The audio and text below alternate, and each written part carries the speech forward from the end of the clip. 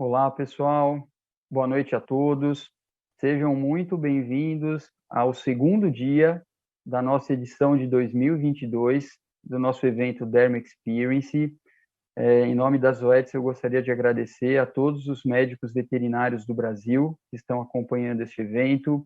Gostaria também de agradecer aos nossos colegas de Portugal que estão abrilhantando esse evento.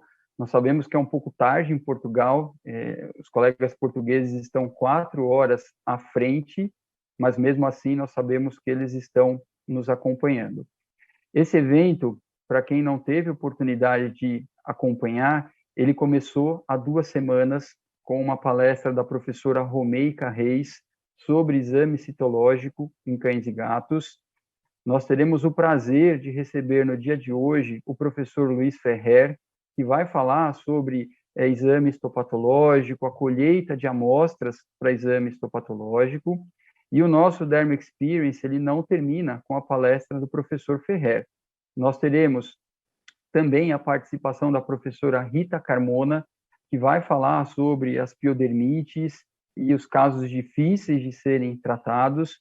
E nós encerramos com uma participação do professor Ronaldo Lucas e também a professora Cristiane Botelho, que vão conversar conosco sobre as otopatias, que são muito frequentes na clínica veterinária. Para vocês que estão acessando a nossa plataforma, as palestras elas ficam disponíveis para acesso. Então, se vocês acompanharem a palestra de hoje e tiverem alguma dúvida, quiserem revisar o conteúdo, à medida que as palestras terminarem, elas ficarão disponíveis na nossa plataforma. A palestra da professora Romeica está disponível. Nós esperamos que até o final do dia de amanhã, a palestra do professor Ferrer também esteja disponível. E quando a professora Rita e os professores Ronaldo e Cristiane terminarem as suas palestras, essas palestras estarão igualmente disponíveis. Para cada uma dessas palestras, nós trabalhamos com um boletim técnico que resume o conteúdo abordado. Vocês podem acessar esses boletins através do QR Code que aparece na tela de vocês. Então, vocês vão encontrar, por enquanto, o boletim da professora Rita e o boletim do professor Ferrer. E também vocês podem encontrar esses boletins na nossa plataforma de educação continuada, que é o Desenvolve. O endereço aparece aí para vocês. Então, se vocês buscarem pelo zoetesdesenvolve.com.br, tem uma seção específica de materiais para download, e entre esses materiais se encontram boletins técnicos, não somente referentes a este evento, mas relacionados a toda a nossa linha de produtos. A Zoetis é uma parceira do Hospital de Amor. Talvez os mais antigos se lembrem do Hospital de Amor como o Hospital do Câncer de Barretos. E se vocês acessarem o QR Code que aparece na tela, vocês podem fazer uma doação diretamente ao Hospital de Amor, que trata pacientes com câncer. Acredito que muitos de vocês já conhecem o trabalho desse grupo. Como sempre, eles precisam de ajuda. Então, se vocês se sentirem tocados, façam as suas doações diretamente ao hospital através do QR Code, e a Zoetis apoia essa iniciativa. Essa tela é o que vocês enxergam ao acessar a nossa plataforma. Vejam que há uma seção à direita para perguntas e respostas. Então, vocês podem colocar o seu nome, o local onde vocês residem e colocarem as suas perguntas. O professor Ferrer é espanhol, mas vocês podem colocar as perguntas em português sem problema algum. E nessa tela também vocês têm acesso aos boletins técnicos que já estão disponíveis. Tanto o boletim técnico com o português do Brasil, quanto o boletim técnico na versão do português falado em Portugal. Eu gostaria de apresentar para vocês, então, o nosso convidado muito especial, o professor Luiz Ferrer. Acredito que muitos de vocês já o conheçam. Ele é médico veterinário, é graduado pela Universidade de Saragoça, ele é doutor em veterinária pela Escola Superior de Veterinária de Hannover, na Alemanha. Ele é diplomado pelo Colégio Europeu de Dermatologia Veterinária e ele é catedrático de dermatologia da Faculdade de Veterinária da Universidade Autônoma de Barcelona. O professor Ferrer também teve uma passagem pela Universidade Tufts, em Boston, dentro da Cummings School de Medicina Veterinária. Ele ficou durante um período lá, mas apesar de estar hoje na Universidade Autônoma de Barcelona, ele segue colaborando como professor adjunto. Profesor Ferrer, un gusto tenerte una vez más con nosotros acá en Brasil. Te agradecemos, a pesar de la hora, sabemos que es bastante tarde en España, pero te agradecemos inmensamente y la audiencia es tuya y un gusto tenerte una vez más, profesor. Muchas gracias.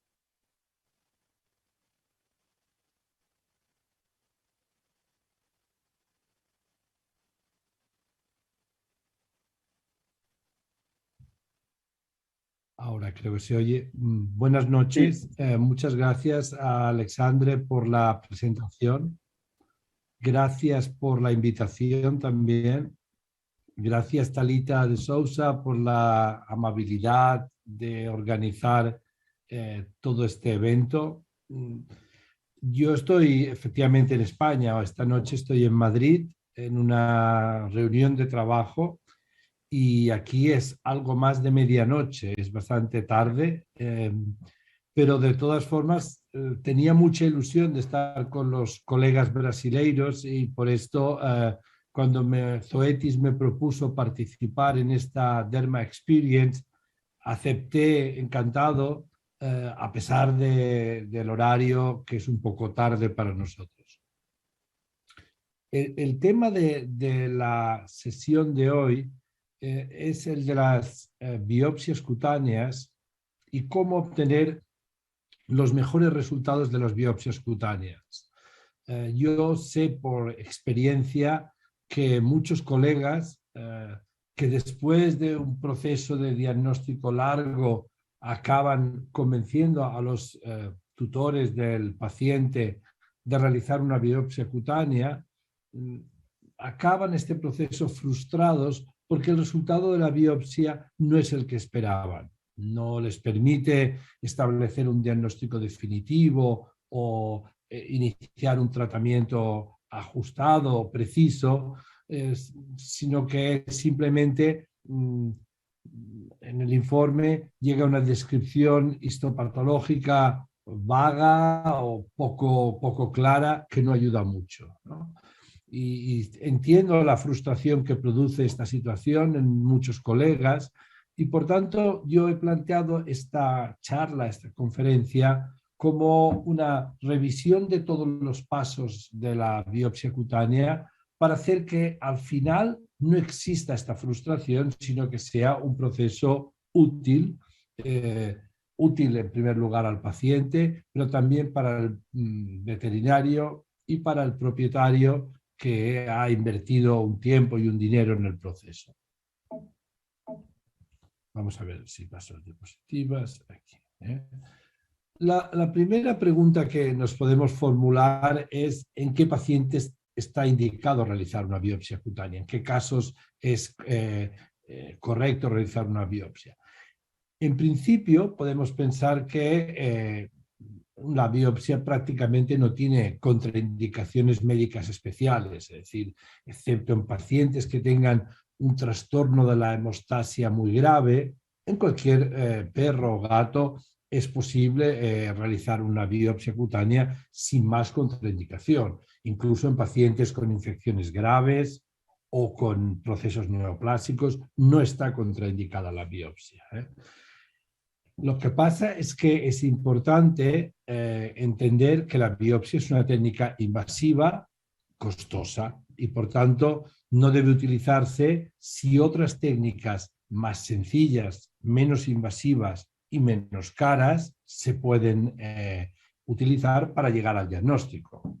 Aquí tenéis en esta imagen un paciente, un perro, este Shar-Pei, que tiene un cuadro, es un Shar-Pei joven de 10 meses de edad, tiene un cuadro de alopecia, eritema, con pápulas en todo el cuerpo y en el primer diagnóstico diferencial tenemos la posibilidad de que tenga una demodicosis generalizada. En este caso, una biopsia es totalmente posible y vamos a llegar al diagnóstico correcto. Sin embargo, es mucho más lógico realizar un raspado profundo o un examen microscópico de pelos para detectar los ácaros y llegar al mismo diagnóstico, por lo que no está justificado la realización de la biopsia en este caso. Lo mismo en muchas otras presentaciones clínicas en que la biopsia no aporta un valor excesivo o adicional a otras técnicas más sencillas como la citología o el examen microscópico de pelos. Por ejemplo, en muchas dermatitis de tipo pruriginoso, la biopsia no nos ayuda a diferenciar entre los diferentes cuadros clínicos o etiológicos. Este paciente que tenéis, por ejemplo, es un paciente con una dermatitis crónica pruriginosa grave que afecta a la región facial, periocular, aquí lo veis bien, perilabial, en pabellones auriculares, en cuello, en cara ventral de extremidades, abdomen. Nosotros ya pensamos que esta dermatitis pruriginosa puede ser una dermatitis alérgica, una dermatitis atópica, una alergia alimentaria o una reacción adversa a alimentos. Puede ser incluso una sarna sarcóptica. La realización de la biopsia en este paciente no nos va a contestar esta pregunta porque histológicamente estas enfermedades pueden ser muy parecidas. Vamos a ver en todas ellas una dermatitis perivascular hiperplásica con básicamente infiltrados inflamatorios perivasculares, eosinófilos. No nos va a resolver lo que queremos saber, por qué tiene este paciente esta reacción. Por tanto, ¿en qué casos realmente la biopsia está indicada? Bueno, está indicada en pacientes que presentan lesiones primarias claras o presentaciones clínicas en las que sabemos que el estudio histopatológico va a resultar diagnóstico. Y aquí tenéis las 5 situaciones más comunes en las que realizamos biopsias cutáneas. Por ejemplo, en casi todos los casos de nódulos y tumores cutáneos, en nódulos únicos o múltiples en la piel y en tumores únicos o generalizados múltiples, sabemos que el estudio histopatológico es muy útil para distinguir entre diferentes entidades. También enfermedades vesiculares y pustulares. Macroscópicamente, una pústula parece idéntica a otra, pero cuando la estudiamos histológicamente podemos identificar pequeñas características que nos permiten establecer el diagnóstico. También en cuadros de pápulas generalizados o papuloplacas, ¿no? Sabéis que las pápulas cuando se juntan forman placas y esta lesión sólida también es una indicación para realizar biopsias cutáneas. En procesos ulcerativos crónicos que no se resuelven. Y finalmente también en muchos casos de alopecia simétrica sin prurito, en el que ya hemos utilizado algunas técnicas diagnósticas básicas, por ejemplo, raspados, tricogramas, cultivos de dermatofitos, pruebas endocrinas básicas, y nos queda un grupo de enfermedades, displasias foliculares, enfermedades genéticas, en las que el estudio histopatológico nos va a permitir separar una de otra de estas enfermedades. Estas son las 5 situaciones más comunes en las que realizamos estudios histopatológicos: nódulos y tumores, vesículas o pústulas, pápulas y placas, úlceras y alopecia simétrica bilateral. Una vez hemos decidido que un paciente concreto es un candidato para un estudio histopatológico, para la realización de una biopsia, existen 3 pasos fundamentales en la realización de la biopsia. El primero es la selección de las zonas de biopsia, el segundo es la sedación o anestesia del paciente y el tercero es la realización propiamente de la biopsia. Y las 3 son muy importantes para que el resultado de la biopsia sea útil, sea clínicamente relevante. Vamos a ver estos 3 pasos con algo más de detalle, ¿no? El primero es la selección de la zona de biopsia. La gran mayoría de errores en la biopsia proceden de una selección inadecuada de la zona de biopsia. Vosotros tenéis que entender que vamos a tomar 3 o 4 pequeños fragmentos de piel de varios milímetros de diámetro, y esto es todo lo que va a ver el patólogo para establecer un diagnóstico. Por tanto, de una superficie corporal que puede tener 1 metro cuadrado o más, vamos a elegir solo milímetros, y hay que elegir muy bien para que sean representativos de todo lo que le está pasando a aquel animal en su superficie cutánea. Por tanto, este es el punto esencial. Y yo os daría 2 consejos iniciales. El primero es que la selección de la biopsia la haga siempre una persona con experiencia. No la haga un interno joven, sin experiencia, un estudiante, porque va probablemente a elegir unas zonas que no son las más adecuadas, o incluso que no van a contener información diagnóstica. El segundo consejo es que si no hay lesiones claras, las que comentábamos previamente, pápulas, pústulas, vesículas, nódulos, úlceras crónicas, no hagáis la biopsia. Es mejor esperar, aunque hayáis quedado un día con los propietarios para comentar, para realizar la biopsia.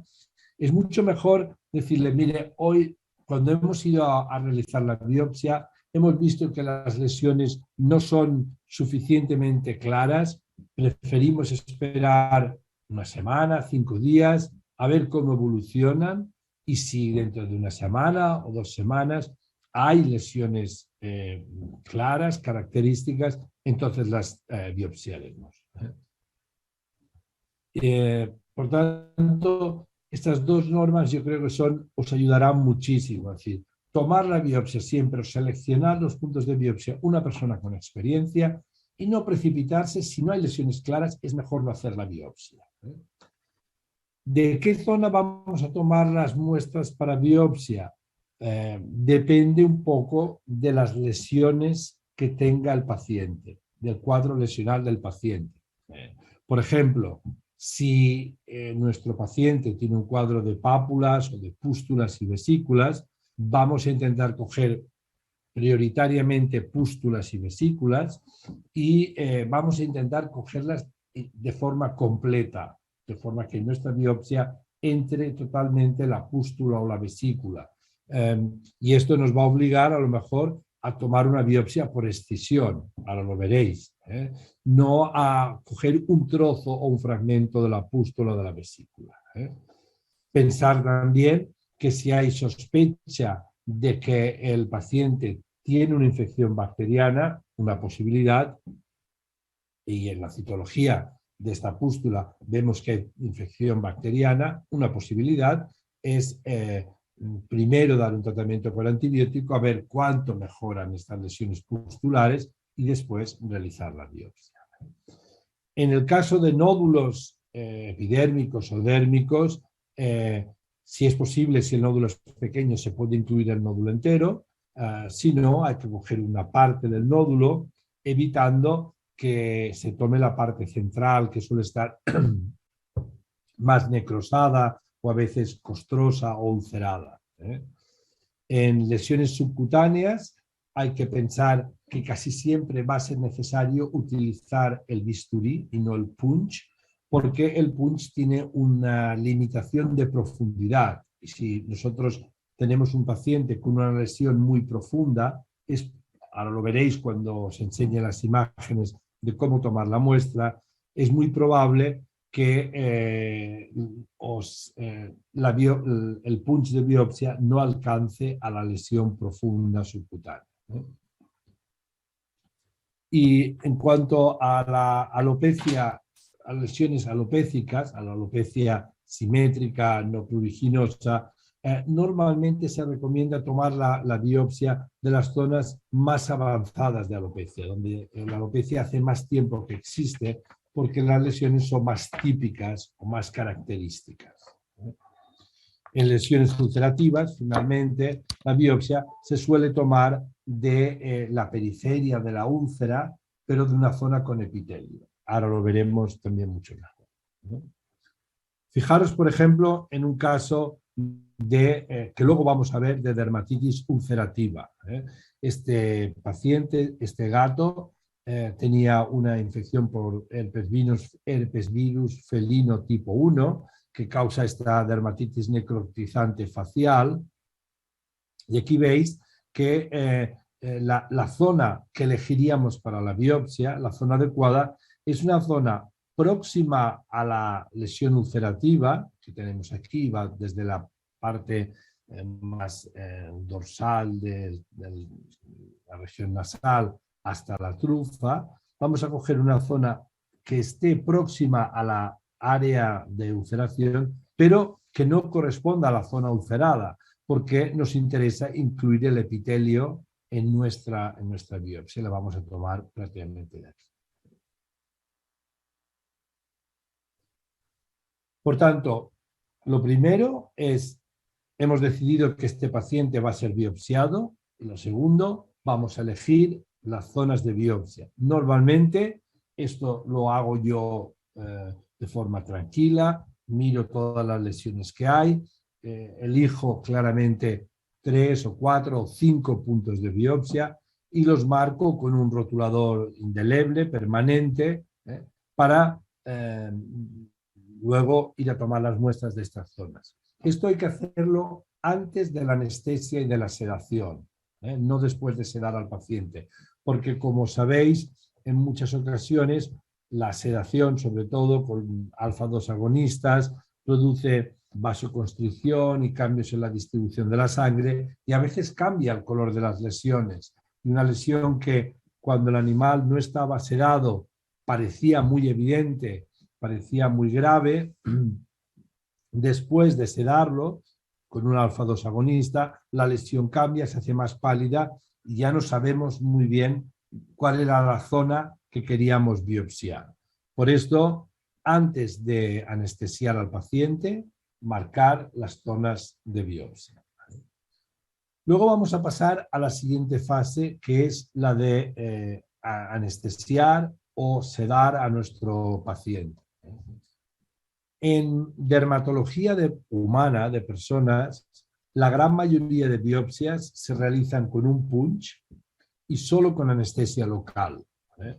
Esto es posible porque, como cuando vamos al dentista, existe una buena comunicación entre el paciente y el médico y nos informan que es cierto que podemos sentir algo de dolor, pero va a ser un dolor pequeño, normalmente asociado al inicio de la anestesia local con lidocaína o con novocaína, y nosotros entendemos que este es un dolor aceptable o soportable.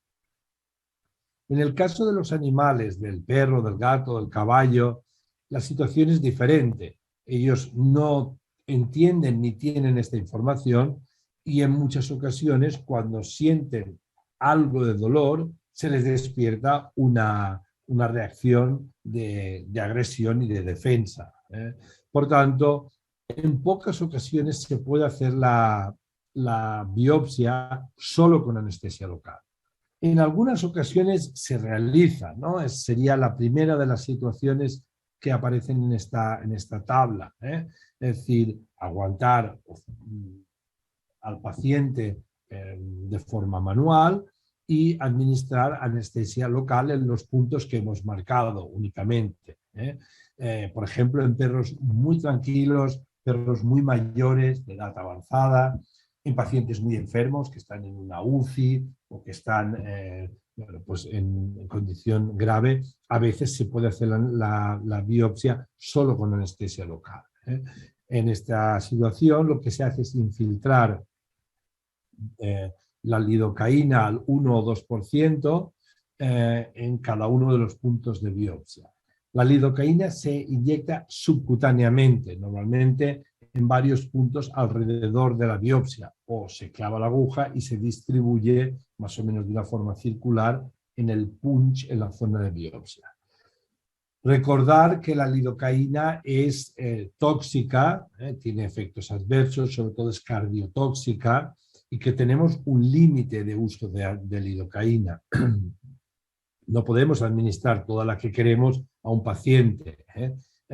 Se puede hacer el cálculo fácilmente, pero en general se calcula que son 8 miligramos por kilo de peso máximo en un perro y 4 miligramos en un gato. Es decir, que un gato que pese 5 kilos, por ejemplo, el máximo de lidocaína que le vamos a poder administrar son 20 miligramos, ¿no? Entonces, si tenemos lidocaína al 1 o al 2%, podemos calcular cuál es el máximo volumen que podemos administrar.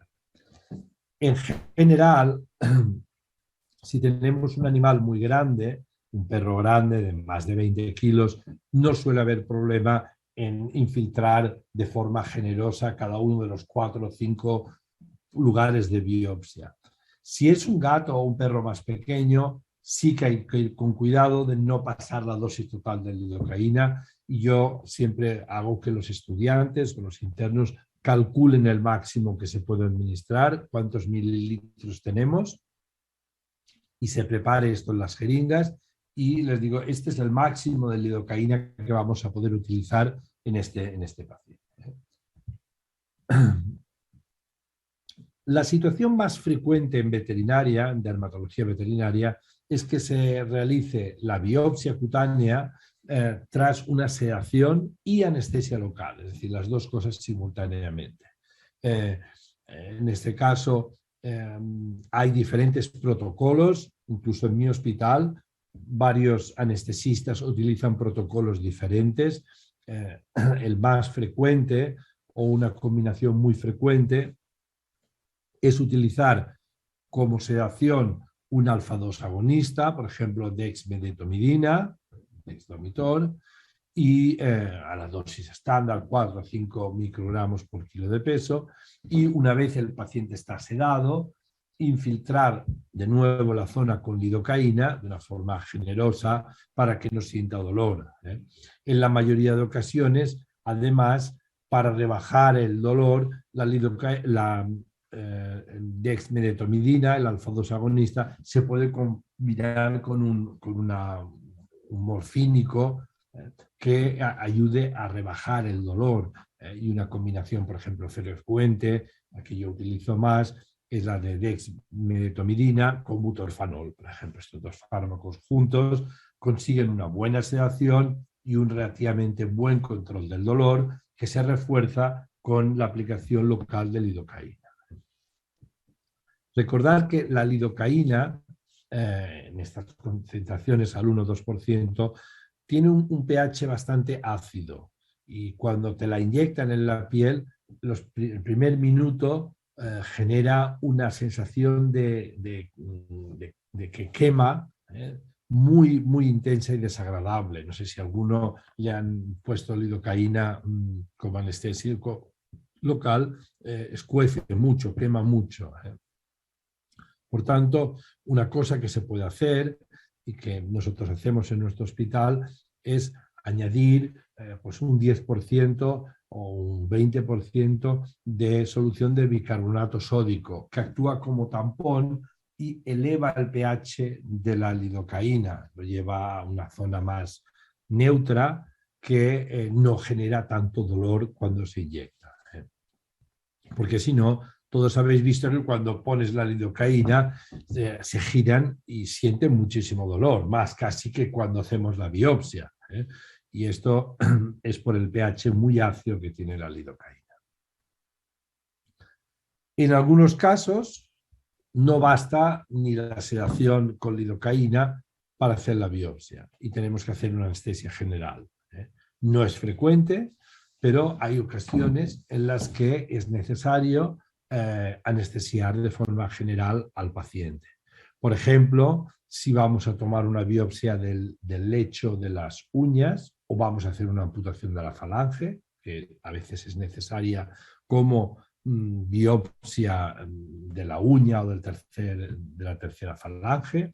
Por ejemplo, en biopsias que van a ser de mucosa nasal u oral, que van a sangrar mucho y que van a necesitar, pues a lo mejor, un electrocauterio o un tiempo de control de hemostasia más largo, suturas más complicadas, en las que necesitamos básicamente más tiempo de intervención, o también en ocasiones en las que vamos a hacer una biopsia en región palpebral y no queremos que el paciente esté únicamente sedado y tenga todavía capacidad de moverse, porque podemos causarle bastante daño. Por tanto, el segundo paso va a consistir en preparar mediante sedación o anestesia a nuestro paciente. Primero, seleccionar las zonas y marcarlas con un rotulador. Segundo, sedar a nuestro paciente. El tercer punto es la realización en sí de la biopsia. La biopsia se puede hacer con el punch, con el trocar de biopsia o con un bisturí. En general, siempre que sea posible, utilizar el punch. Hay punch de un diámetro que va desde 2 milímetros hasta 12 milímetros. Hay diferentes diámetros de punch. El de 2 casi nunca se utiliza, pero el de 4 sí que lo utilizamos muchas veces en gatos, en lesiones faciales, en las que queremos solo una pequeña muestra de un tumor o de una lesión sospechosa de ser carcinomatosa. Y el más grande, el punch de 12 milímetros, se utiliza casi siempre en nódulos que queremos extirpar de forma completa, o a veces en pústulas que queremos incluir de forma completa en nuestra biopsia. Lo más normal, sin embargo, es utilizar punch de 6 u 8 milímetros. Esos son los más frecuentes en veterinaria. Son punch de usar y tirar, son muy baratos y no hay que reciclarlos porque luego cortan mucho peor y al tomar la biopsia generan artefactos. ¿Cómo vamos a realizar la biopsia? Si se hace con punch, que es lo más habitual, vamos a ir a las zonas que hemos marcado previamente, que hemos elegido previamente. La zona no se va a limpiar quirúrgicamente. Yo sé que en cirugía en la universidad se insiste en que la zona quirúrgica hay que prepararse, desinfectarse adecuadamente. La biopsia cutánea es una excepción. Vamos a hacerla como está la piel, con costras, con exudados, con material adherido, tal como esté la piel. Nos interesa todo para emitir un diagnóstico. Y lo único que se puede hacer es, si en la zona hay mucho pelo, se puede cortar el pelo para que cuando hagamos la sutura no se queden atrapados los pelos en nuestros puntos de sutura. A partir de aquí, una vez que se ha cortado el pelo, simplemente el punch se aplica perpendicularmente a la superficie cutánea y se introduce en la piel rotando siempre en la misma dirección, de forma que el punch vaya cortando la piel, ¿no? Una vez el punch se ha introducido totalmente dentro de la piel, se saca y con unas pinzas estiramos la biopsia y cortamos el tejido lo más profundo posible. Vamos a ver cómo se hace todos estos pasos de una forma retina. Estamos investigando esta zona de alopecia que tenéis aquí, luego veremos este caso con más detalle. Veis que esta es la marca de rotulador que yo he elegido para hacer la biopsia. Como hay un pelo relativamente largo en este paciente, con unas tijeras simplemente recortamos algo los pelos. Se inyecta la lidocaína subcutáneamente en varios puntos de la muestra. Toda esta zona debe quedar infiltrada con lidocaína al 2% en este caso. Y ahora vamos a aplicar nuestro punch de biopsia en el centro de la zona que hemos elegido. Fijaros que el punch está colocado de forma perpendicular sobre la superficie cutánea. la técnica que se muestra aquí es la más común, es decir, con una mano se realiza algo de tensión en la piel para que no se hunda la piel al realizar el corte, y con la otra mano se va rotando para que poco a poco la biopsia, para que poco a poco el punch de biopsia vaya penetrando en la piel. El resultado tiene que ser que toda la parte metálica del punch esté introducida en la piel. Y fijaros que normalmente, por el tamaño que tiene el punch, llega hasta el inicio del tejido subcutáneo. Esto es la principal limitación que tiene el punch de biopsia. Es una técnica muy fácil, menos invasiva que la biopsia con el bisturí, pero ciertamente si nosotros sospechamos que la lesión está aquí, sea una paniculitis o sea un nódulo neoplásico, un depósito de material, hay que ver, hay que entender que con el punch no vamos a penetrar muy profundamente en la piel. Simplemente vamos a coger una buena biopsia de epidermis y de dermis, pero el tejido subcutáneo casi siempre se nos va a escapar. Una vez se ha cortado la biopsia, yo siempre les digo a los estudiantes, el punch no es para clavarlo, es para cortar. Lo que hacemos es rotando el punch siempre en la misma dirección y haciendo algo de presión, introducirlo de forma completa en la piel. No lo clavamos dentro de la piel. Luego, con cuidado, con unas pinzas, se estira la biopsia que aquí veis. Esta es una biopsia probablemente de unos 8 milímetros. Se estira cuidadosamente desde un lado y con unas tijeras cortas lo más profundo que puedes.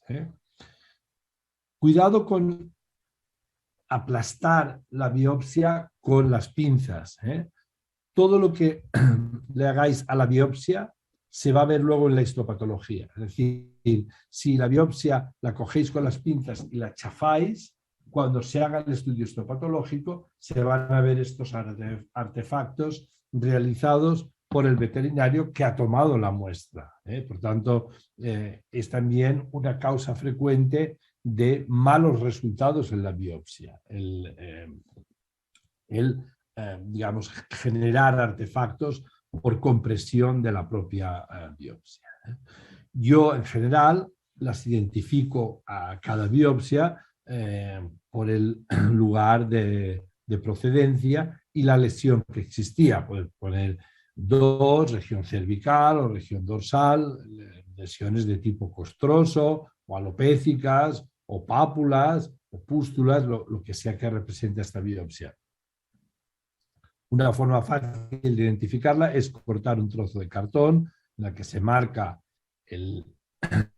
un número que asignamos a esta biopsia y antes de ponerla en formol se deja encima del cartón y el propio suero o sangre de la biopsia hace que se quede pegada a este cartón y ahora se introduce en el bote con formol.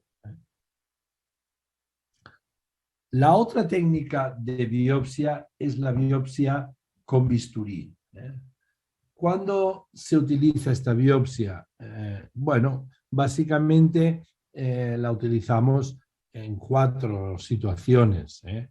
Una primera ya la hemos comentado. Si tenemos lesiones profundas, es mucho mejor tomar la biopsia con bisturí porque permite profundizar todo lo que queremos.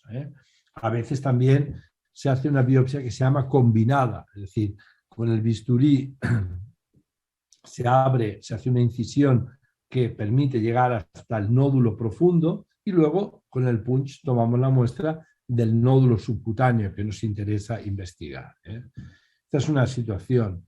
También se utiliza el bisturí cuando queremos tomar una muestra de unas pústulas o vesículas de grandes dimensiones, de más de 1 milímetro, porque con el punch las vamos a romper, porque la pústula o la vesícula va a ser más grande que nuestro punch de 10 milímetros y se nos va a romper al tomar la muestra. Otra situación en la que prefiero utilizar el bisturí que el punch es cuando el paciente presenta un nódulo 10 o 12 o 15 milímetros, que es demasiado grande para el punch, pero que quiero quitar de forma completa. El bisturí es mucho más útil en estos casos. Y luego también en algunas situaciones anatómicas concretas. Por ejemplo, a veces en pabellones auriculares prefiero el punch prefiero el bisturí porque con el punch voy a dañar casi seguro el cartílago o incluso voy a atravesar el pabellón auricular. También en el lecho de la uña a veces es mejor ir con el bisturí porque hay más control de la incisión que hacemos. En estos casos muchas veces la biopsia va a ser más grande. Hay libros que recomiendan limpiar o desinfectar un poquito con alcohol la zona de la biopsia, sin quitar el material costroso, sin limpiar completamente la zona, pero aplicar algo de alcohol para que en una incisión tan grande no se nos contamine. Y lo que vamos a hacer es una incisión de forma elíptica, que va a ser unas 3 veces más larga que ancha. Aquí lo veis. No vamos a hacer una biopsia circular, sino que vamos a hacer una biopsia con esta forma elíptica, en la que este diámetro va a ser 3 veces más corto que este. Es decir, el diámetro A, el longitudinal, va a ser 3 veces el diámetro transversal. Y esta incisión va a seguir las líneas de tensión de la piel. Es decir, vamos a hacerla siguiendo las líneas de tensión cutánea. Recordar que las líneas de tensión quirúrgicas, que todos hemos estudiado en la facultad, pues son paralelas a las costillas, en todo el tronco y en el cuello, mientras que en las extremidades son normalmente transversales al eje longitudinal o principal de la extremidad. O sea, por tanto, si vamos a tomar una biopsia aquí, vamos a tomarla así. Si vamos a tomarla aquí, se va a tomar así. ¿Vale? Este sería un ejemplo. Esta es una biopsia de un paciente en el que sospechamos un pemfigo foliáceo y nos interesa muy bien investigar esta pústula. Esta es una pústula que es sospechosa de ser una pústula de pemfigo foliáceo, es una pústula flácida, no de estas redondeadas y turgentes, sino es una pústula flácida y aplanada, que se extiende por varios folículos, bastante grande, irregular en su superficie y en sus límites, que está acompañada por varias lesiones satélites, pústulas satélites, 1, 2, 3, 4, 5, que está situada también en un lecho de eritema y por tanto es muy sugestiva de pemfigo foliáceo y no de pioderma. Pero para llegar al diagnóstico necesito tomar bien esta muestra. No quiero poner un punch aquí y romper esta pústula y quedarme al final solo con la base de la pústula, porque a lo mejor voy a perder las características diagnósticas más importantes. Por tanto, voy a tomar la biopsia con bisturí y voy a hacer esta elipse completa que me incluya totalmente la pústula. El patólogo que reciba esta muestra ya sabe que en estas muestras elípticas tiene que hacer el corte así longitudinal. Es una convención y no hace falta explicarle más porque ellos ya saben que aquí es muy fácil orientar el corte de la biopsia. También se utilizan, por ejemplo, el bisturí, no solo en pústulas o vesículas grandes, sino en tumores. Queremos investigar ese tumor.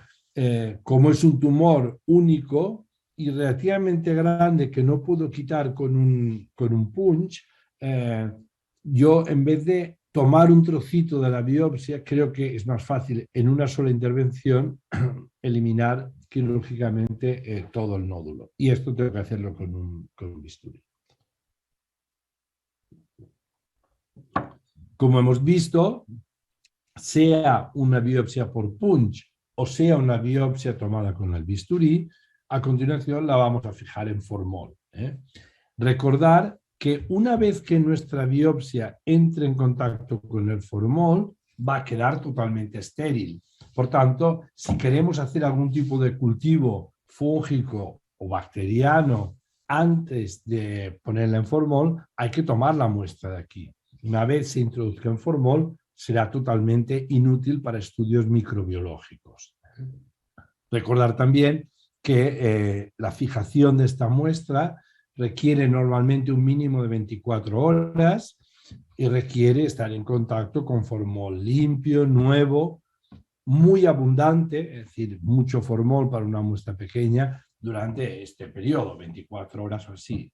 Si la biopsia no se fija bien, el corte luego histológico no es bueno, hay muchos artefactos y el patólogo no puede establecer un diagnóstico, por tanto hay que hacerlo rápido y bien. Este sería el proceso general, es decir, identificar que el paciente, que la siguiente prueba de nuestro protocolo diagnóstico es la biopsia cutánea, que va a ser útil y nos puede ayudar. Seleccionar las zonas de biopsia con un rotulador, sedar o anestesiar a nuestro paciente, tomar la muestra y luego suturar. Estas heridas quirúrgicas, sabéis que se suturan normalmente con material no reabsorbible que vamos a retirar en general en 10 días o entre 7 y 12 días vamos a quitar los puntos de la biopsia.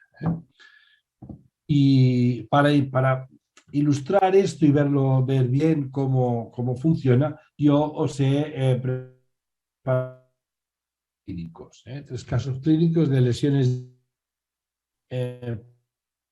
Analicemos cómo se toman correctamente las biopsias, ¿no? El primero es un caso para ilustrar lo que no se debe hacer. Fue un gato ragdoll de 2 años de edad, una hembra no castrada, que fue a un compañero por una lesión ulcerativa en la región dorsal nasal. El problema, el gato está bien, pero desde hace semanas presenta una lesión ulcerativa, que vais a ver, muy clara, muy grave, profunda, en la región del tabique nasal. Los compañeros que vieron este gato primero lo estuvieron tratando como si fuese un complejo granuloma eosinofílico, porque en la citología habían visto eosinófilos y lo trataron con corticoides orales, luego incluso con corticoides y ciclosporina. El gato no mejoraba de ninguna forma, la lesión se hacía cada vez más profunda y tomaron una biopsia de la lesión facial, la enviaron al laboratorio y el laboratorio, aquí la tenéis la biopsia, les contestó que solo había como una dermatitis eosinofílica con zonas de necrosis y una zona ulcerada muy grande. Ellos estaban muy enfadados diciendo, hemos hecho una biopsia para resolver si esto era realmente un granuloma eosinofílico o no, porque no nos respondía al tratamiento con corticoides y el resultado es que no tenemos un diagnóstico definitivo. Yo me miré el caso con ellos y les dije, bueno, vamos a pedir la biopsia al laboratorio y la revisamos. Y efectivamente, cuando revisé esta biopsia, vi dónde estaba el problema, es decir, aquí no hay epidermis. Fijaros que lo que se ha cogido es una biopsia de la zona de la úlcera, donde efectivamente hay un fuerte infiltrado inflamatorio que vemos aquí, que aquí lo vemos mejor, pero son células neutrófilos, eosinófilos y células necrosadas que no nos permiten llegar a un diagnóstico. Clínicamente, yo pensaba que este gato, cuando lo vi, muy probablemente tenía una infección por herpes virus. El herpes virus felino tipo 1 provoca esas necrosis en la cara de los gatos jóvenes muy frecuentemente, pero el virus se replica en el epitelio sobre todo. Si nosotros tomamos la muestra de aquí, por ejemplo, de esta zona ulcerada, es muy probable que no tengamos ni corpúsculos de inclusión ni lesiones características de herpes virus, ¿no? El veterinario que me enviaba el caso me dijo, bueno, pues hagamos una PCR o inmunohistoquímica de la biopsia para ver si encontramos antígeno viral o DNA viral, si no un herpes virus es un DNA en la muestra. Pero yo ya le expliqué que podíamos hacer todo lo que quisiera, pero si falta en la biopsia, en la epidermis, es donde está el virus. La muestra de material necrosado dérmico va a dar negativo. Y así fue. Se realizó una PCR que fue negativa y se realizó después inmunohistoquímica que también era negativa. ¿Por qué? Porque estas técnicas no resuelven una mala toma de muestras. Es decir, si la muestra de biopsia no se ha tomado bien, esto no se va a poder corregir posteriormente haciendo técnicas moleculares o técnicas inmunológicas. Es decir, esto no se corrige. Fijaros en un caso parecido y ahora veréis la diferencia cuando la biopsia se ha tomado bien. Este gato tiene más o menos el mismo problema que el gato anterior. Una dermatitis necrotizante dorsonasal grave, más grave que la anterior. Fijaros que toda la parte dorsal, nasal, está necrosada y cubierta por una costra muy grave. Hay todo este material necropurulento. El gato está en general bien, pero es evidente que hay una lesión muy grave.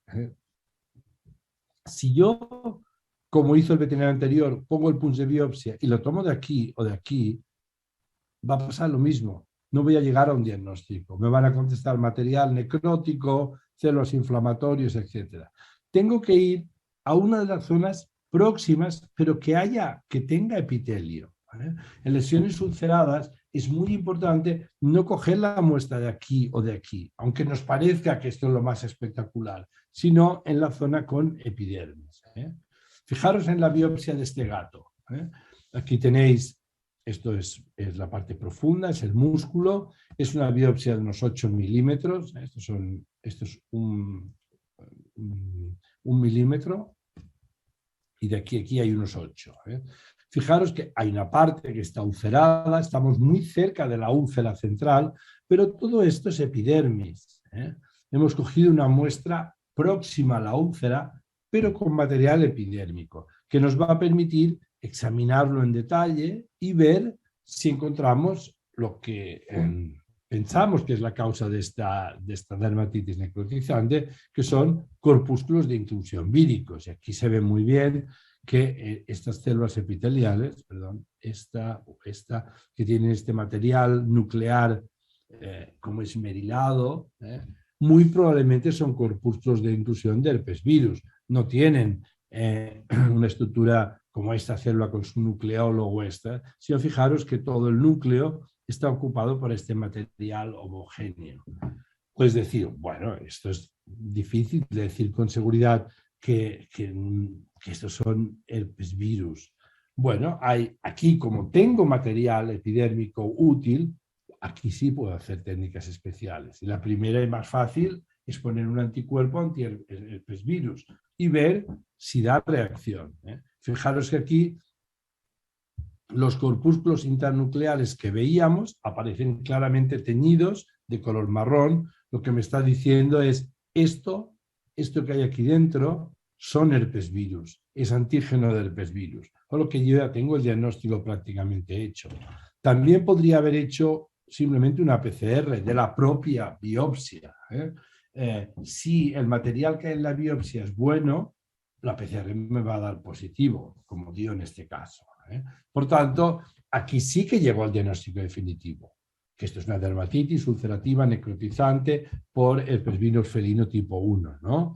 Por la histopatología, por la inmunohistoquímica, por la PCR, y puede empezar un tratamiento antiviral, el estándar es el fanciclovir, y el gato va a ir mejorando. Aquí lo veis, veis las lesiones, está mucho mejor. Se ha parado el proceso necrotizante, destructivo. Ahora es evidente que hay toda una pérdida de tejido, el material necrosado, que no se va a recuperar. Se puede intentar hacer una pequeña plastia y seguro que va a mejorar un poco, pero claro, la pérdida de tejido es irreparable. Por tanto, el primer ejemplo son las lesiones ulcerativas. Hay que ir con cuidado para evitar lesiones del centro de la úlcera o lesiones necrotizantes. El caso 2 es un caso de biopsia cutánea para investigar una alopecia. Nuestro paciente es un perro de aguas portugués de 6 años de edad, una hembra esterilizada, que presenta una alopecia de progresión lenta en el tronco. El pelo se ha vuelto más seco, está menos rizado de lo que era normal, está de aspecto grasiento, menos brillante y más grasiento, y la propietaria dice que le está cambiando el pelo y que incluso en algunas zonas ya empiezan a aparecer áreas bien definidas, claramente alopécicas. No se rasca, no tiene otros signos clínicos y se empieza un protocolo de investigación de alopecia simétrica, bilateral en un perro sin prurito. La analítica, el hemograma es normal, la bioquímica es normal, no hay alteraciones de colesterol ni de otros valores, enzimas hepáticos, todo normal. Incluso se hacen unas pruebas de T4, TSH, T4 libre, todos normales.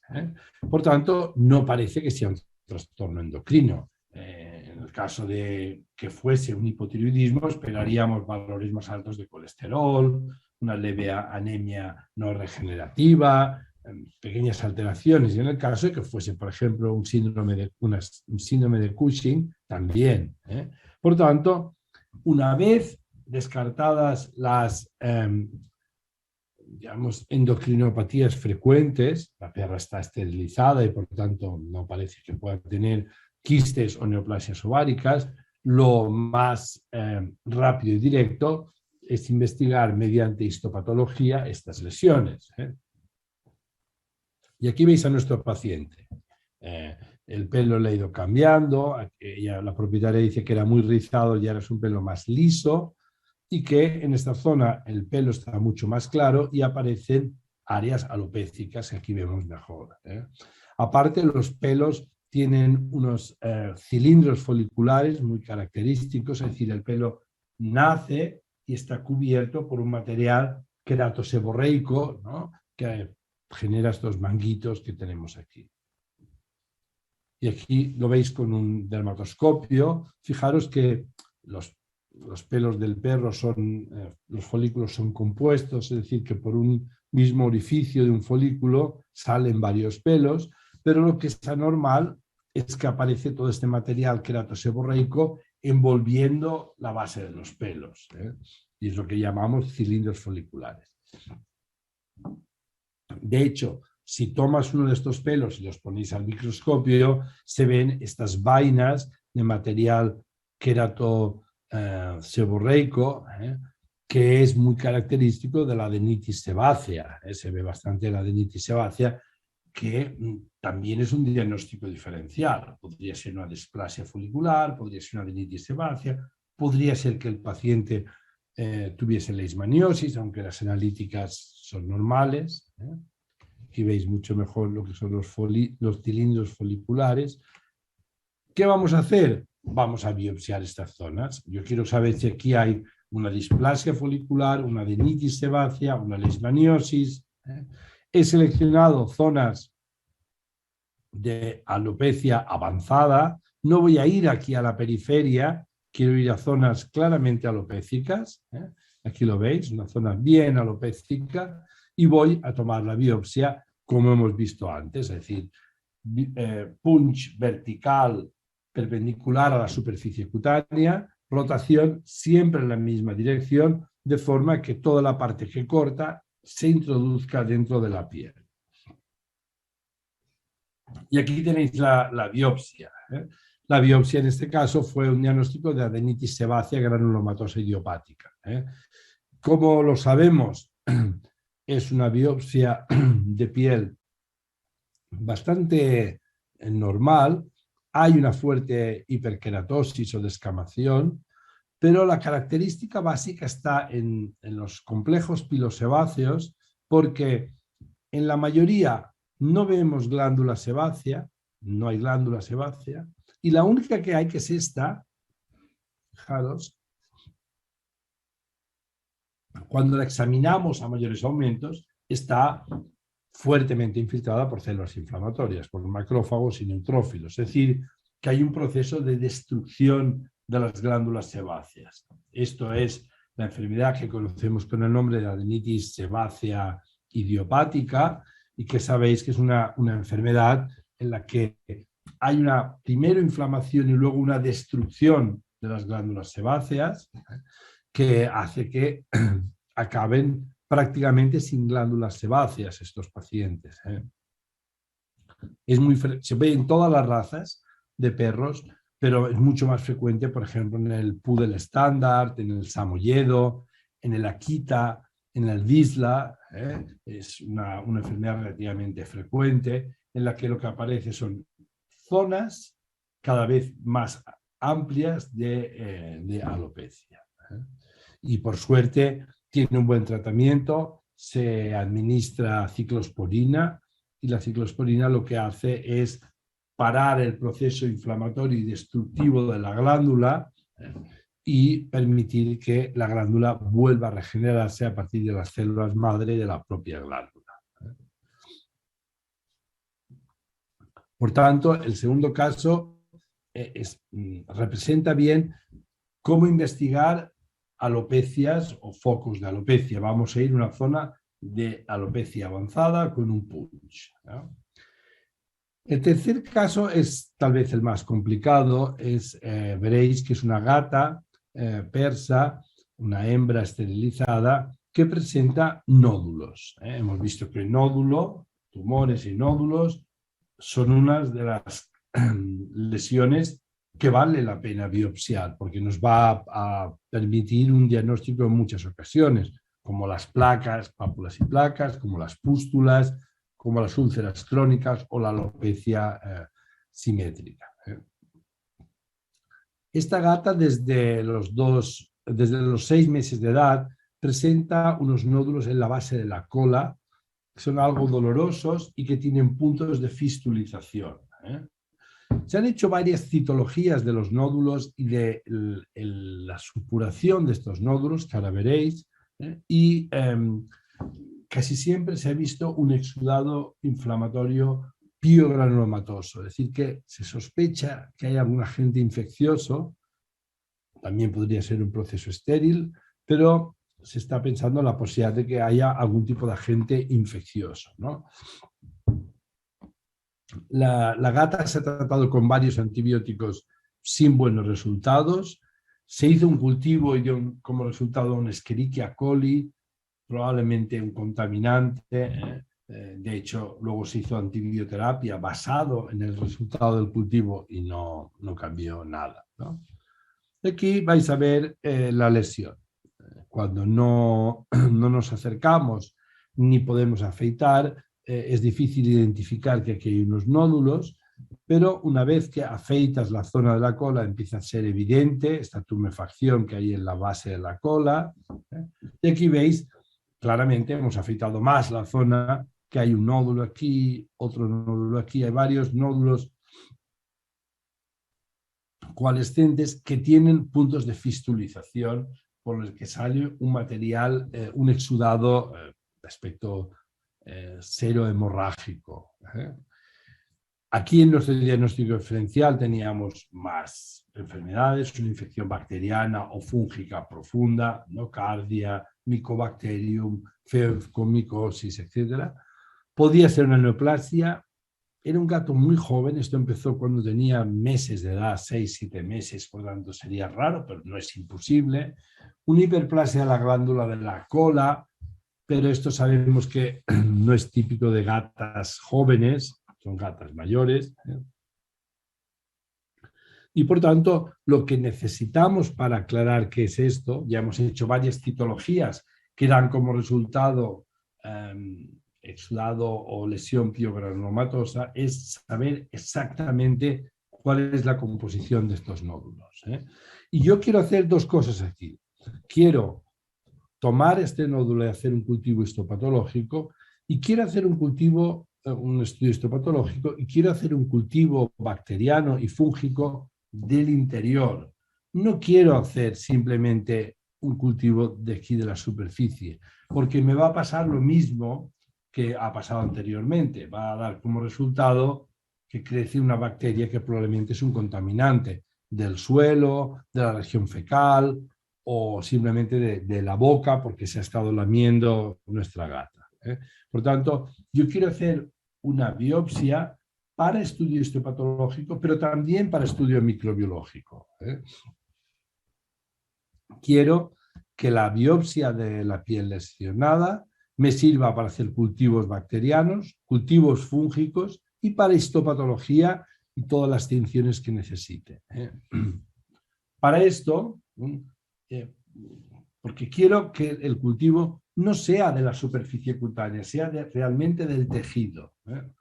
Para esto, la misma biopsia nos va a servir.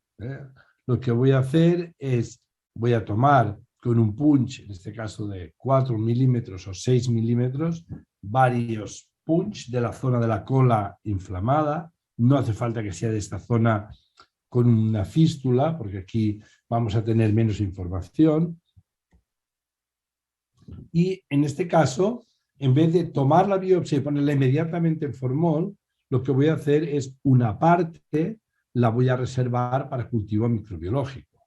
Y claro, como no quiero que me crezcan contaminantes, esta muestra tengo que tomarla en condiciones estériles. La voy en un paño, en un campo estéril, con material totalmente estéril. Voy a partir la biopsia en dos y voy a quitar la parte superficial, que es la de la epidermis, que no me interesa porque ha estado expuesta a agentes microbianos del exterior. Voy a separar esta parte superficial y la parte profunda la voy a enviar al cultivo microbiológico. Y la otra mitad la voy a enviar normal a un estudio histopatológico. Es decir, que la misma biopsia me va a servir para las dos cosas. Un trocito profundo va a ir para cultivo microbiológico y un trozo más grande que está fijado ya, y que está adherido al cartón, lo voy a colocar en formol y voy a dejar que se fije durante un día antes de hacer un estudio histopatológico. Es muy probable que el cultivo de aquí, de la muestra profunda, sea bastante diferente del cultivo que se obtiene si la muestra se toma de superficie, porque aquí nos pueden crecer fácilmente contaminantes. Y aquí tenéis el resultado de esta gatita. Hemos cogido una muestra de la zona nodular, pero no ulcerada. Fijaros que esta es la epidermis, estamos a pocos aumentos, esta es la epidermis de la zona, y vemos que lo que pasa, la inflamación, en realidad es bastante profunda, no está en la dermis superficial, sino que es en dermis profunda, incluso tejido subcutáneo aquí, y vemos que hay estas estructuras, a ver mejor, que tienen aspecto como de múltiples lóbulos, que recuerdan una colonia fúngica muy fuertemente delimitada por una reacción inflamatoria piogranulomatosa. Esos son macrófagos mezclados con algunos neutrófilos. Es decir, yo sospecho que esto es una infección fúngica profunda, son dermatófitos que penetran en el tejido blando y causan estas infecciones. Como tengo una buena biopsia, puedo aprovechar para hacer alguna tinción especial para hongos y confirmar que en el centro de estas colonias hay elementos fúngicos. Esta diapositiva podéis ver en una tinción argéntica, una tinción de plata, como en el centro de cada uno de estos granulomas lo que hay son estructuras micóticas teñidas en color negro. Vemos claramente esporas y hifas micóticas que probablemente corresponden a algún tipo de dermatofito, Microsporum, Trichophyton, y que son la causa, sin duda, del proceso granulomatoso que afectaba a este gato. Nosotros como diagnóstico en este caso emitimos el diagnóstico de pseudomicetoma dermatofítico, hicimos un cultivo de la muestra y reveló que las estructuras micóticas eran Microsporum canis, que es el más frecuente que causa este pseudomicetoma dermatofítico en gatos. Sabemos que es típico del gato persa, que tiene algún tipo de sensibilidad especial que hace que los dermatofitos no se queden en la superficie o en el folículo piloso, sino que penetren en los tejidos profundos y mantengan una reacción inflamatoria piogranulomatosa grave, como tenía este paciente. Empezamos un tratamiento con itraconazol a 5 miligramos por kilo, una vez al día, con comida, y durante prácticamente 2 meses y medio, 10 semanas, pero no mejoraba muchísimo. Cambiamos a fluconazol, que tiene algo, es también un azol, y tiene algo más de penetración en los tejidos, a 10 miligramos por kilo, y la mejora era muy leve y después prácticamente empeoró después de casi 4 meses de tratamiento con fluconazol. Por tanto, la alternativa que nos quedaba era realizar la amputación de la cola para eliminar todos los restos de dermatofito que pudieran quedar en tejido blando de la cola, y así se hizo. Aquí veis el paciente después de la amputación, y es verdad que transitoriamente tuvo unos meses de buena calidad de vida. Rasuramos completamente al animal para evitar que quedaran restos de esporas de Microsporum canis, pero desgraciadamente, y esto pasa en ocasiones en los pseudomicetomas dermatofíticos de los gatos persa, las lesiones volvieron, y en este caso volvieron en la zona perianal, y finalmente este gato desgraciadamente tuvo que ser eutanasiado.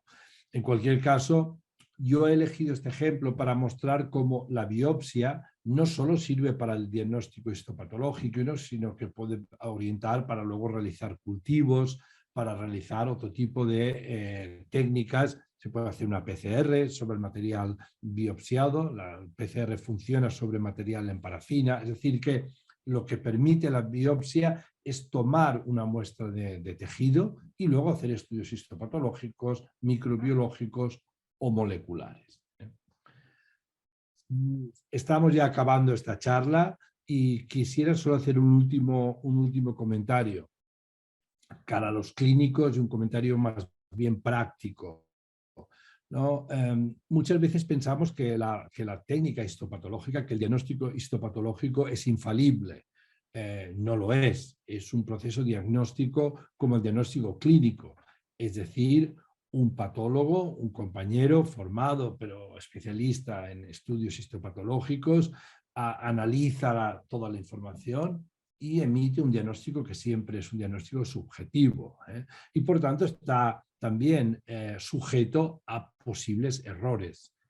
Si pensáis que el resultado que os llega del patólogo no es correcto, no encaja exactamente con la presentación clínica, con las muestras que habéis enviado, por algún motivo hay que comunicar con el patólogo. Pensar que ellos muchas veces reciben una historia muy breve, una historia muy sucinta y 2 trozos de tejido de 6 milímetros, y es muy difícil hacer un diagnóstico a partir de esto. Por tanto, la comunicación es fundamental. La comunicación con el patólogo cuando se envía la muestra, una buena historia explicando qué muestras se han tomado, qué lesiones había, cuál es el diagnóstico presuntivo. En muchos casos es incluso mejor hacer una pregunta concreta. No sé si esto es un pénfigo foliáceo o bien un lupus discoide. Quiero saber si esto corresponde a una dermatofitosis. Es decir, formular preguntas claras, y si los resultados que recibimos no son totalmente concluyentes o son sorprendentes por algún motivo, llamar al patólogo para aclarar los datos. Y con esto acabo la charla. Muchísimas gracias a todos vosotros por estar aquí, y muchísimas gracias a Zoetis por haber organizado este evento que me ha permitido estar en contacto con tantos colegas brasileiros. Foi uma apresentação excelente. Eu Gracias. tenho o prazer é todo nosso, professor. Eu tenho algumas perguntas aqui da nossa plateia. Eu vou começar pela primeira. A questão é a seguinte, professor. Um cão, um perro com suspeita de pênfigo foliáceo, com um exame citológico compatível com pênfigo foliáceo, ou seja, processo inflamatório neutrofílico e queratinócitos acantolíticos. Você sempre faz a biopsia para confirmar o diagnóstico nesse caso? Esta es una pregunta excelente que me hacen muchísimo también aquí en España, en Europa, ¿no? Y yo tengo que contestar que yo sí, yo creo que es necesario un estudio histopatológico. La citología te ayuda mucho a orientar el caso, pero no permite distinguir algunos casos en que la imagen es muy parecida. Por ejemplo, en casos de dermatofitosis con acantolisis. Algunos dermatofitos, sobre todo en región facial, son capaces de producir un cuadro citológico de acantolisis, inflamación neutrofílica muy parecido. También en algunos casos de infección bacteriana, es decir, la acantolisis también la pueden producir toxinas de estafilococos. Por tanto, yo prefiero, por seguridad, siempre hacer una biopsia. Además, hay otro factor, es decir, la histopatología es más perdurable y permite una revisión mucho más minuciosa del resultado de nuestra toma de muestras. Si hacemos un diagnóstico basado solo en la citología, que muchas veces se pierde o no se guarda, iniciamos un tratamiento inmunosupresor, que es un tratamiento muy agresivo, muy largo, costoso, que requiere análisis de seguimiento. Y el perro no mejora clínicamente. Vamos a tener siempre la duda de decir, ¿es un diagnóstico equivocado? ¿Es una respuesta al tratamiento insuficiente? ¿Debo aumentar o cambiar la dosis de inmunosupresión? ¿O simplemente me erré y el paciente tiene una enfermedad que no diagnostiqué? Mientras que si hay una biopsia y un estudio histopatológico, siempre se puede llamar al patólogo, es decir, puedes hacer una revisión de esta biopsia, puedes consultar con otro patólogo, puedes enviar esta biopsia a un segundo patologista para una confirmación. Pienso que, dado que el tratamiento va a ser tan largo y tan complejo, es recomendable siempre hacer un estudio histopatológico para el diagnóstico de un pênfigo. Está muito claro, professor. Muito obrigado. Tem uma outra pergunta aqui. A pergunta é a seguinte: na biopsia das unhas, você sempre remove toda a unha ou uma parte dela? También es una gran pregunta. Yo diría, antes de contestar a la pregunta, que intento hacer el mínimo posible de biopsias de uña porque es una técnica muy traumática. Es dolorosa, traumática, y antes hacía más, por ejemplo, en onychitis lupoide, en la onicodistrofia lupoide, antes hacía más biopsias y ahora generalmente las trato sin estudio histopatológico porque me parecen demasiado invasivas las técnicas. Sí sospecho que el problema puede ser una neoplasia, un carcinoma del lecho ungueal o un melanoma por la citología, siempre hago amputación de la tercera falange porque es más seguro y el riesgo de que se me pase una neoplasia maligna es muy grande. En otros procesos, por ejemplo, en posibles pénfigos o en onychitis lupoide, se puede hacer simplemente una biopsia de la zona del lecho ungueal haciendo un trucut paralelo a la uña. Y lo hago en ocasiones, que es menos invasiva que la amputación. Pero si lo hago por un motivo de una neoplasia, suelo hacer una amputación. Perfeito, professor. Obrigado. Professor, você comentou durante a sua palestra da importância de colher uma amostra nas áreas ulceradas, de ter uma parte de área normal e uma parte com ulceração. A pergunta que o nosso colega veterinário faz é se existe alguma situação em que é indicado fazer a biopsia no centro da lesão e não pegando a periferia e uma parte de pele normal. Sí, en casos de úlcera, como tú dices, Alexandre, la biopsia hay que tomarla de la periferia de la úlcera porque todavía hay epidermis y hay lesiones que solo están en la epidermis. Y por tanto, si no tomamos la epidermis, no vamos a identificar si hay pues, una destrucción, una cantolisis, apoptosis, etc. Por tanto, en casos de úlcera está claro que hay que ir a la periferia y no coger de la úlcera. En otros casos, a veces sí que vamos a la zona central de lesión más avanzada. Por ejemplo, cuando hacemos un estudio histopatológico para identificar la causa de una alopecia simétrica progresiva. En casos que tienen una alopecia troncal, por ejemplo, sin pruritos, sin inflamación, y que en los test inmediatos en enfermedad endocrina, de tiroides, de adrenal, no hemos sido capaces de llegar a un diagnóstico. Está indicado hacer una biopsia porque puede ser una adenitis sebácea, una displasia folicular, algún otro tipo de enfermedad congénita, una alopecia X.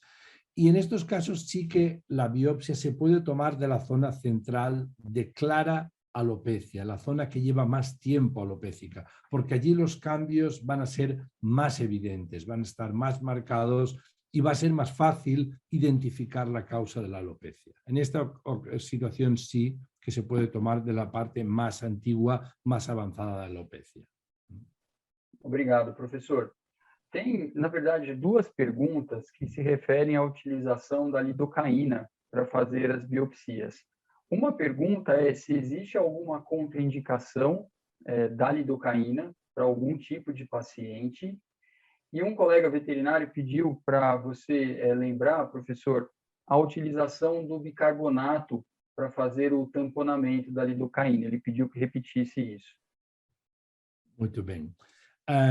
Contraindicación, yo diría que la única que hay es un paciente, un perro que tenga un problema cardíaco grave.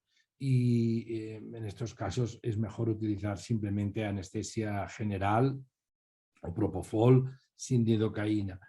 Incluso en problemas cardíacos moderados o leves, si no se pasa la dosis de lidocaína que yo indiqué, que son 8 miligramos por kilo de peso en el perro y 4 miligramos por kilo de peso en el gato, dosis total, no hay problema, es un medicamento seguro.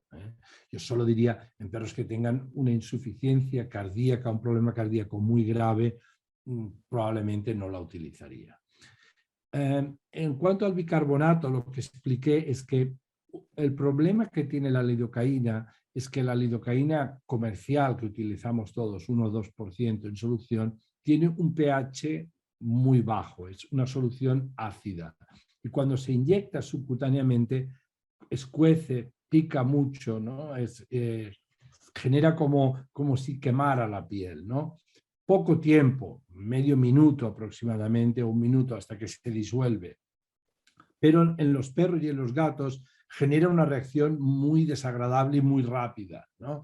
Y a veces algunos intentan morder o se despiertan.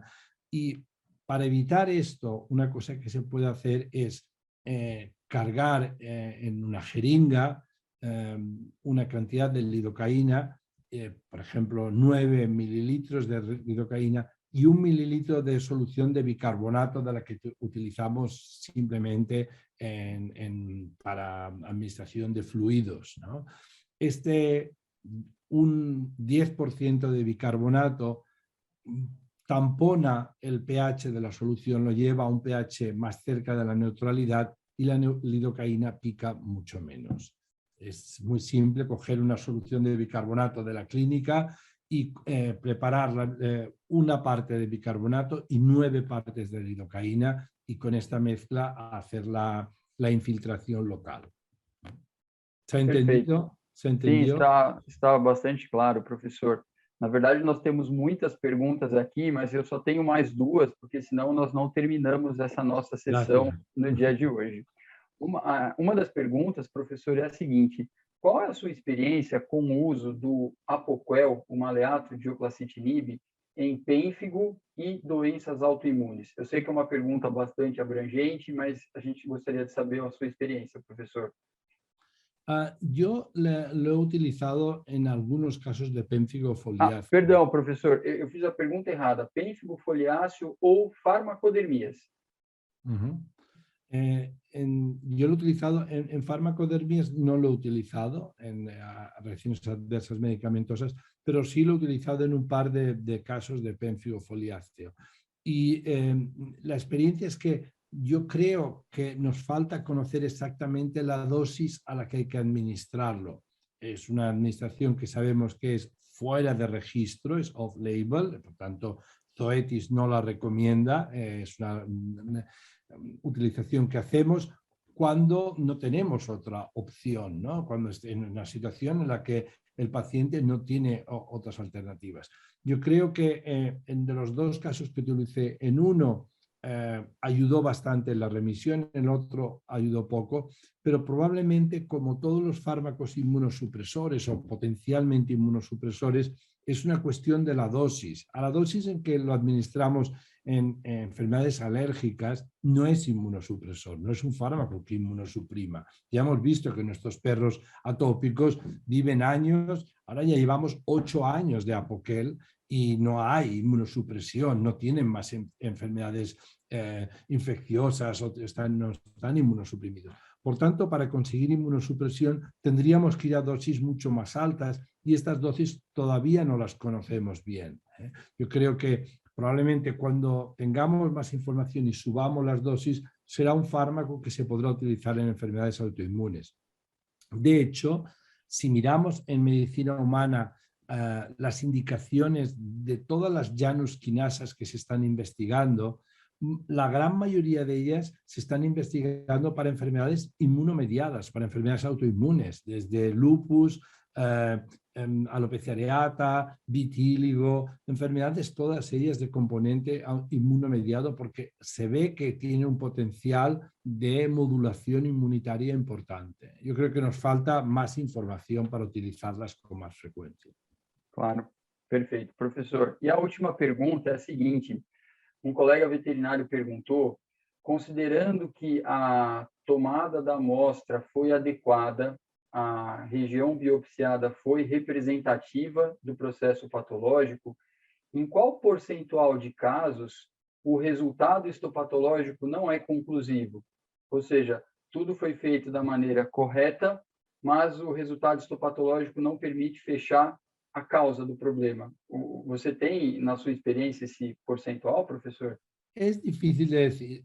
Depende un poco del tipo de lesión biopsiada. Yo les ponía en mi conferencia 5 casos frecuentes de problemas en los que la biopsia es útil, ¿no? Pústulas, vesículas, pápulas y placas, nódulos, alopecias y úlceras, ¿no? Básicamente, si en estas lesiones el porcentaje de casos en que la biopsia es conclusiva es muy elevado. Yo diría que es más del 80%.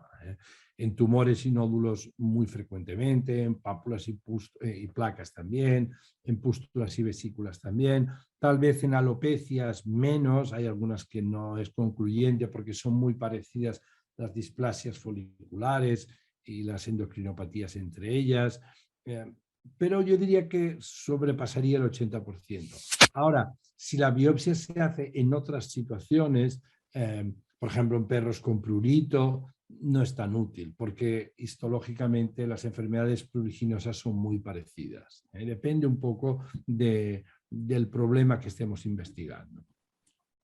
Perfeito, professor. Bom, nós precisamos encerrar o nosso evento, apesar de ainda haver muitas perguntas. Professor, muito obrigado, em nome da Zoetis, em nome dos nossos colegas do Brasil, nossos colegas de Portugal, nós agradecemos a sua presença no evento de hoje. Obrigado por estar acordado. Nós sabemos que é mais de meia-noite aí na Espanha e você, professor, ainda está conosco. Então, muito obrigado pelo seu esforço. Os colegas de Portugal também estão acordados. Obrigado por estarem aqui. E tomara, professor, que você possa estar conosco muito em breve. É sempre um prazer enorme para nós recebê-lo aqui nos nossos eventos, professor. Muchas gracias, gracias a todos, colegas, amigos, gracias Alessandre, Talita, todos los que me habéis ayudado con este evento y hasta la próxima vez, hasta el próximo evento en que nos veamos. Gracias a todos, gracias.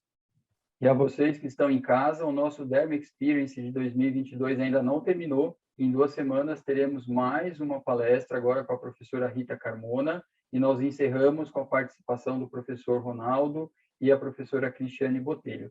Um bom final de noite para vocês e esperamos por vocês em uma próxima oportunidade. Um grande abraço. Tchau.